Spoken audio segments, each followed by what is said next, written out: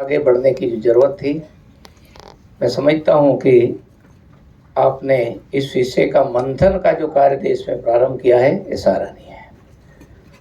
जिस प्रकार से राष्ट्र पुनरुत्थान की संकल्पना में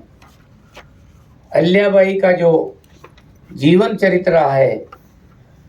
उसका हम कैसे उपयोग कर सकते हैं, राष्ट्रीय पुनर्निर्माण के कार्यों में उनका कैसा उपयोग कर सकते हैं, मैं समझता हूँ कि ये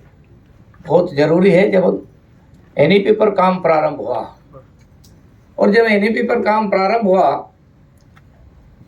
तो लोगों ने भारत के इतिहास के संदर्भों को देखा तो कई सारे तथ्य ऐसे लगे जैसे यह जो इतिहास है, जो पढ़ाया जा रहा है, समझाया जा रहा है, बताया जा रहा है, ये भारत का नहीं है, या भारत का अपना कोई शौर्य पराक्रम या अपनी कोई राज्य करने की पद्धति भारत के पास अपनी नहीं रही है। ये सब तो विदेशों से आया है, विदेशियों द्वारा दिया गया है। इस प्रकार का एक माहौल बनाने की पूरे देश में कोशिश की गई है। और हम समझते हैं कि स्वतंत्रता के पहले तो तक तो ठीक था, लेकिन स्वतंत्रता के बाद भी उसी पर चिन्हों पर लंबे समय तक हम चलते रहे। लेकिन हम सौभाग्यशाली है कि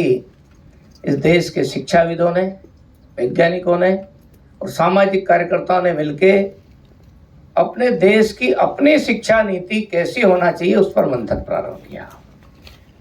और मंथन प्रारंभ किया तो एक बात जोड़ी कि भाई भारतीय ज्ञान परंपरा का इसमें कहीं समावेश नहीं है। तो मैं समझता हूं कि लोकमाता अहिल्याबाई भारतीय ज्ञान परंपरा की महानायिका रही है, जिन्होंने अपनी परंपरा से भी सीखा है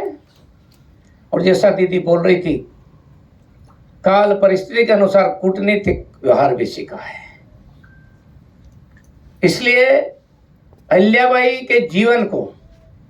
आज के संदर्भ में जोड़ते हुए किस तरह से हम आगे बढ़ सकते हैं, निश्चित रूप से हमारे शोधार्थियों ने जो पेपर प्रस्तुत किए हैं, उनके जीवन के उन 5 महत्वपूर्ण विषयों पर उनके शोध पत्र आए हैं। आने वाले समय में जब हम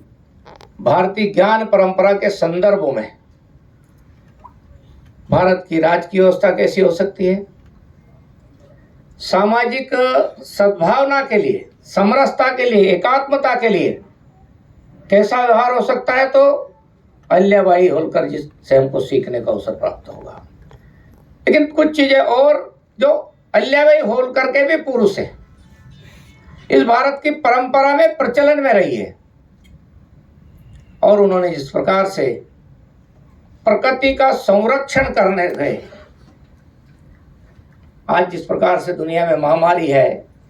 मारामारी है कि विकास विकास विकास,